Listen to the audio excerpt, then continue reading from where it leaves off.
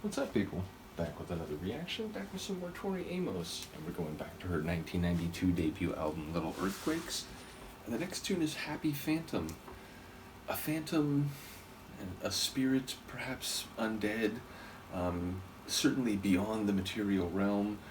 You don't often hear them described in the stories in which they appear as happy, but I suppose different emotions might be relevant. I'm curious to know, how literally or straight away the phrase is being used. Perhaps a phantom could be someone who, in certain situations, appears to dematerialize and they don't engage with others. I can conceive of ways in which it might be used more figuratively, but my expectation would be, we're talking genuine, spiritual, metaphysical type of phantoms. So I wonder why such a phantom might be happy.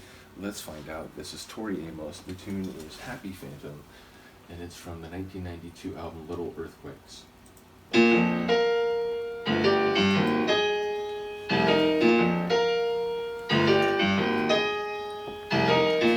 if I die today, I'll be the happy phantom, and I'll go chasing the nuns out in the yard, and I'll run naked through the street without my mask on, and I will never need umbrellas in the rain. I'll wake up in strawberry fields every day, and the atrocities of school I can't forgive. The happy phantom has no right to bitch. Woo-hoo, the time is getting closer. Woo-hoo, time to be a ghost. Woo-hoo, every day we're getting closer. The sun is getting dim. Will we pay for who we've been? Yeah, so if I die today, I'll be the happy phantom, and I'll go wearing my naughties like a Jew. They'll be my ticket to the universal opera. There's Judy Garland taking Buddha by the hand, and then we seven little men get up to dance. They say Confucius does his crossword with a pen. I'm still the angel to a girl who leads to sin. Woohoo, the time is getting closer. Woohoo, time to be a ghost. Woohoo, every day we're getting closer. The sun is getting dim. Will I pay for who I've been? Yeah.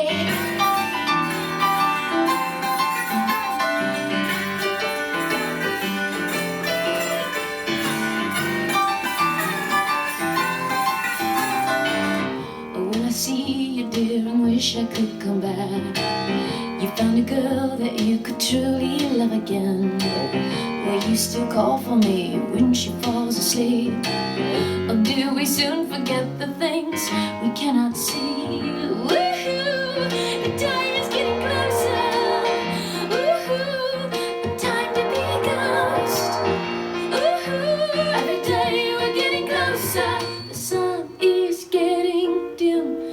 Will I pay for who I've been? Yeah.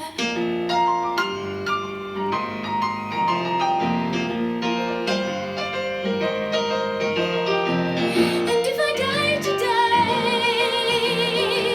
and if I die today, and if I die today, I'm chasing nuns out in the yard.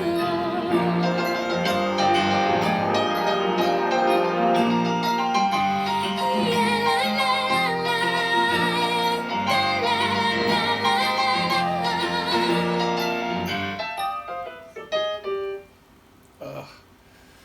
Incredible. So it's like, I noticed again the marvelous use of piano, a bit more sprightly and cheeky in the writing compared to the more sweeping or intimate emotional playing in some other tunes that I've heard so far. But I was like, in a way, having trouble like hearing the sonics because I was so hyper focused on the lines, which I was catching most of. It felt like, and it sounded like, the idea that if you were to die, you're then free to do things that you're not really free to do, and you could actually be happy. And there seemed to be an implication that maybe the grind or things that, experiences in life, had been burdensome and maybe not entirely pleasurable, so that if you were to die, it would actually be a net like benefit in terms of the change. And indeed, there seemed to be like a gleeful excitement that as you continue to live, you move closer to death, to being a ghost. And the idea of the sun going down and that sort of time like metaphor of a lifespan in a day. So yeah, it felt like a very happily morbid tune. But then it's like we get this personal layer that, hold on, like there's a guy in the story, and like, are you now happy that you can be with somebody else because I'm no longer here? Like, so then it's like, whoa, wait a minute. So it felt like something more specific may have happened prior to her, becoming a happy phantom. So I'm not entirely sure of the full story, but it was like a really fascinating emotional and narrative journey just in the pieces that I did catch.